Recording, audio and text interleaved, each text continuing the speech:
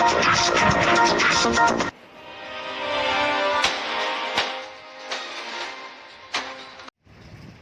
भारती समिति अजमेर के तत्वाधान में 15 जुलाई सोमवार आषाढ़ शुक्ल नवमी सर्वजातीय सामूहिक विवाह राम जानकी सर्वजातीय सामूहिक विवाह के नाम से सेवा भारती अजमेर के माध्यम से अजमेर में किया जा रहा है। सेवा भारती अजमेर यहाँ 5वां सामूहिक विवाह करवा रहे हैं। इसके पहले 4 सामूहिक विवाह में 68 जोड़ों का विवाह सेवा भारती अपने माध्यम से करवा चुके हैं।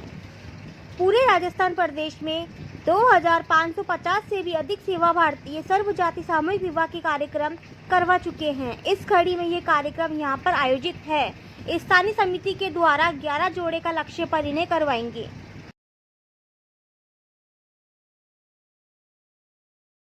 सेवा भारती समिति अजमेर के तत्वाधान में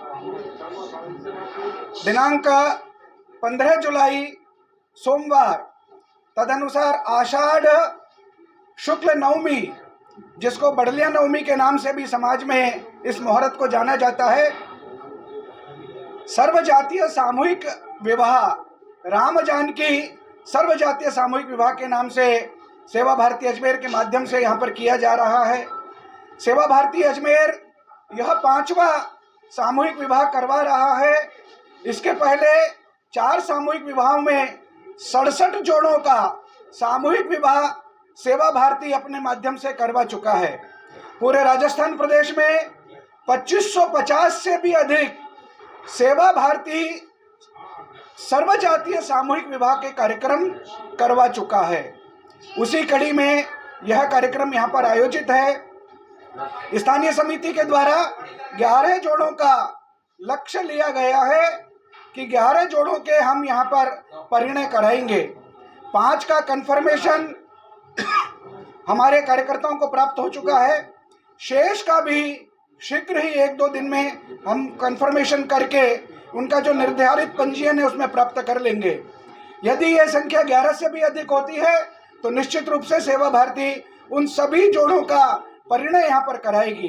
इस सर्वजातीय सामूहिक विवाह जो है, जो समाज का ऐसा वर्ग है जो गरीब वर्ग है, उनके बच्चों के लिए, उनके बेटियों के लिए, बेटों के लिए आयोजित किया जाता है।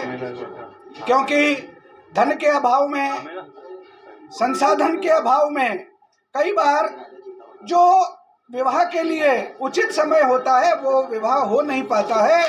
इस कारण से कई बार ओल्ड एज होने के कारण या विवाह की उम्र निकल जाने के कारण से उन्हें विकृति से ग्रसित रहना होता है और जीवन भर अविवाहित रहने के कारण से उनके जीवन में जो विकृति आती हैं वो हम सब उससे परिचित ही हैं। और एक बड़े हर्ष का विषय है कि अजमेर के संत समाज ने जो प्राय अपने मंदिर में, अपने धाम में रहते हैं, उन्होंने भी सहर्ष इस सेवा भारती के कार्यक्रम में आकर उन सारे जोड़ों को जो वंचित, शोषित और पीड़ित तबके से तथाकथित रूप से आते हैं उनको आशीर्वाद देना स्वीकार किया है।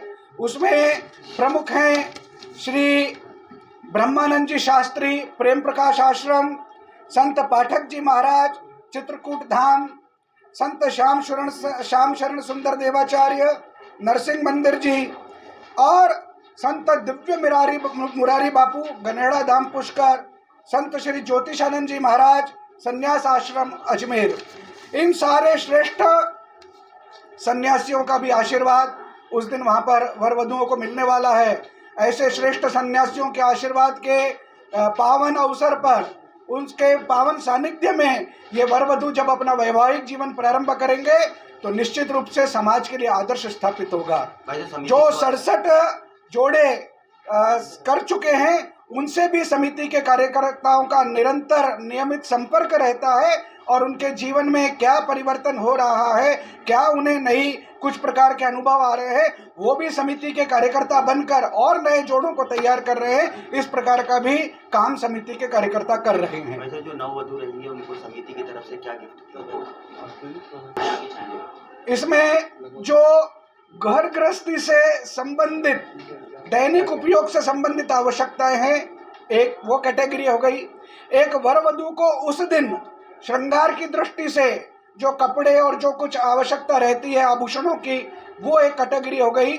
इसी प्रकार और भी कुछ समाज के भामाशाह हैं जो दानदाता हैं, वो भी अपनी ओर से देते हैं।